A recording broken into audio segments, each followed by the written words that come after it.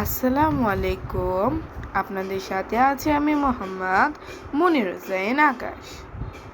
আপনারা দেখতে পাচ্ছেন ষান্মাসিক সামষ্টিক মূল্যায়নের ষষ্ঠ শ্রেণীর ইতিহাস ও সামাজিক বিজ্ঞান প্রশ্ন। তো এখন আমি প্রশ্নটা আলোচনা করি এবং উত্তর বলে দেব। ইতিহাস ও সামাজিক বিজ্ঞান ষষ্ঠ শ্রেণী, মূল প্রজেক্টের নাম দায়িত্বশীল ভূমিকায় আমি। আমাদের পরিবেশে নানা রকমের মানুষের বসবাস। আমাদের নিশ্চয় পরিচয় রয়েছে। আমাদের ক্লাসের প্রত্যেকেরই আত্মপরিচয় রয়েছে। এই পরিচয়ে রয়েছে সাদৃশ্য ও বৈসাদৃশ্য, মানে বৈচিত্র্য। আমাদের মূল্যায়ন প্রথম কাজটি হবে জোড়া সহপাঠীদের আত্মপরিচয় অনুসন্ধান করব। এরপর অতীত বর্তমানের সময়ের মানুষের জীবন জীবিকার তুলনা করব। সেই সাথে ভৌগোলিক পরিবেশে মানুষের জীবন জীবিকা তুলনা করব। সর্বশেষে সমাজের নানা রকম আত্মপরিচয় মানুষের সাথে মিশ্রিত গবেষণা একটি প্রতিবেদন লিখব। তোমাদের মেইন। তো এখান থেকে শুরু হবে যত কাজ। তা আমরা এখন যাব কাজ 1-এ।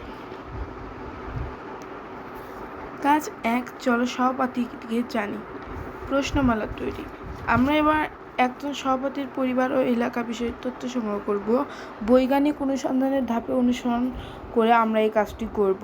তথ্য সংগ্রহের জন্য নিম্নরূপ 2টি পদক্ষেপে প্রশ্ন তৈরি করব: ভৌগোলিক প্রেক্ষাপট, সামাজিক ও সাংস্কৃতিক প্রেক্ষাপট। উত্তরপত্রগুলো খাতায় লিখব। প্রশ্নগুলো আমি এখন সব কিছু একসাথে যাব। তো আগে প্রশ্নপত্রে যাই।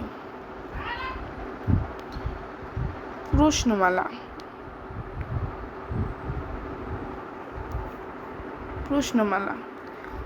আমরা আমাদের সহপাঠী ও পরিবারের ভৌগোলিক ও সামাজিক প্রেক্ষাপট সম্পর্কে জানতে চাইব। এর জন্য নিম্নরূপ প্রশ্নমালা তৈরি করব। ভৌগোলিক প্রেক্ষাপট: আমাদের পরিবেশের বসবাসের জন্য স্থানটি কোন ধরনের ভূপ্রকৃতির অধিকারী? আমাদের এলাকার জলবায়ু কেমন? আমাদের এলাকার প্রধান ফসল কি? কোন প্রাকৃতিক দুর্যোগ, বন্যা, ভূমিকম্প এখন বেশি ঘটে? পরিবেশ সংরক্ষণে আমার এলাকায় কি পদক্ষেপ গ্রহণ করা হয়? সামাজিক সংস্কৃতি প্রেক্ষাপট: আপনার পরিবারের প্রধান খাদ্য কি? আপনার পরিবারের মানুষের প্রধান পেশা কি? আপনার এলাকায় কোন ধর্মের মানুষ বাস করে? আপনার পরিবারের উৎসবগুলো কি? আপনার এলাকায় মানুষ সাধারণত কীরকম পোশাক পরে? এরপরে তোমাদের জোড়া গঠন এবং তথ্য সংগ্রহ ছিল, ওটাও একবার তোমাদের বলে দিন। জোড়া গঠন, তথ্য সংগ্রহ। জোড়া গঠন করতে সহপাঠীদের কাছ থেকে সাক্ষাৎকারের জন্য তথ্যমালা সংগ্রহ করা হবে। এই প্রক্রিয়াতে অনুসরণ করো। 1 নম্বরে একজন সহপাঠী নির্বাচন করুন এবং তার সাথে জোড়া গঠন করুন। একজন সহপাঠীকে 20 মিনিট সময় দিন তার প্রেক্ষাপট সম্পর্কে জানতে। প্রশ্নমালা প্রতিটি প্রশ্নের নোট করুন।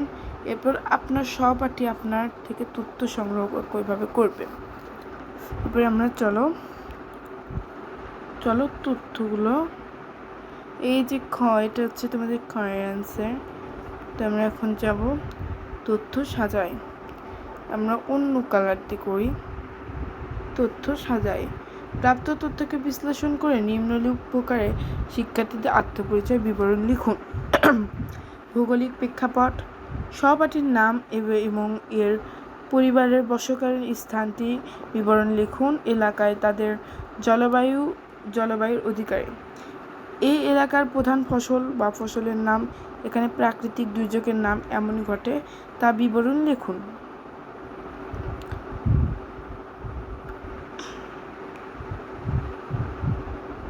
এটা হচ্ছে তোমাদের সামাজিক প্রেক্ষাপট।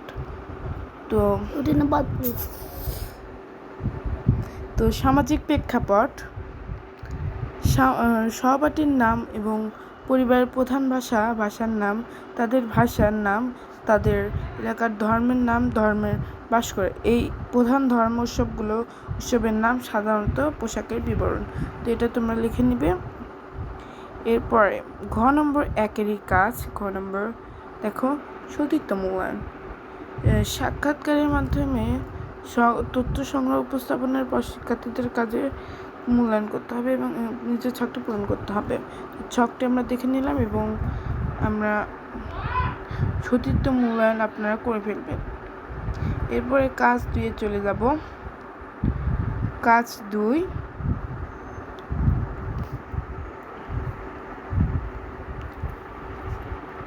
অতীত বর্তমান সামাজিক অবস্থা। ক, অতীত ও বর্তমান মানুষের জীবন ও জীবিকা। আমরা ষষ্ঠ শ্রেণীর পাঠ্যপুস্তকে বাংলা অঞ্চলের ইতিহাস ও ভূপ্রকৃতির প্রভাব এবং ভূপ্রকৃতি কেমন অংশ থেকে অতীতে ভৌগোলিক পরিবেশে জীবন সংগ্রহ করব এবং তার ইতিমধ্যে প্রশ্ন তৈরি করে পেয়েছি। এরপরেই তোমরা ইতিমধ্যে সহপাঠীদের প্রশ্ন তৈরি করে তথ্যগুলো পেয়েছ। ছক 1, অতীত ও বর্তমানে মানুষের জীবন ও জীবিকা। তো এগুলো পড়ে নিবে। সেকেন্ড, খ, বিভিন্ন প্রকৃতির বৈশিষ্ট্য এবং মানুষের জীবন ও জীবিকা। আমরা বিভিন্ন ভূপ্রকৃতির মানুষের উত্তরপত্র খাতায় লিখব। এরপর পাঠ্যপুস্তকের বাংলা অঞ্চলের ইতিহাস তথ্য জুড়ে আমাদের চারপাশের ব্যবহার করব। খ, ভূপ্রকৃতির বৈশিষ্ট্য মানুষের জীবন ও জীবিকা। তো এগুলো পড়ে নিবে, অনেক কাজ তো এগুলো সব পড়ে নিবে। এটা নাম করে দিলাম, এটা পড়ে নিয়ে স্ক্রিনশটও মারিয়ে রাখতে পারো। এরপরে আমরা যাব কাজ 3। এটা কাজ 3।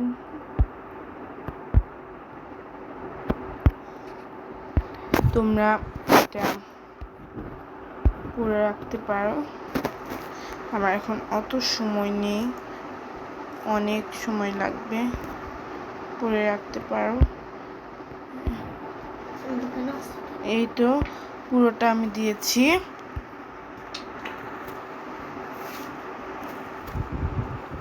পুরোটা পড়ে নেবে। তো তোমাদের পুরোটা হয়ে গেছে। এবার তোমরা আশা করি ভালোই মূল্যায়ন দিবে। কাজ 3 পর্যন্ত ছিল মেবি প্রশ্ন লাস্টে কাজ তো করে নিবে আশা করি। আর যেগুলো বাকি পড়েছে আমাকে কমেন্ট করে জানাবে এবং আমি ওগুলো তোমাদের অ্যান্সারগুলো পরে করে দেবো। যেগুলো বাকি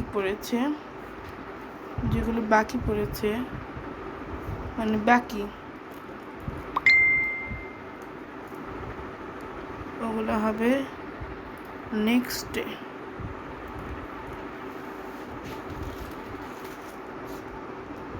তো এই ছিল আজকের। আসসালামু আলাইকুম।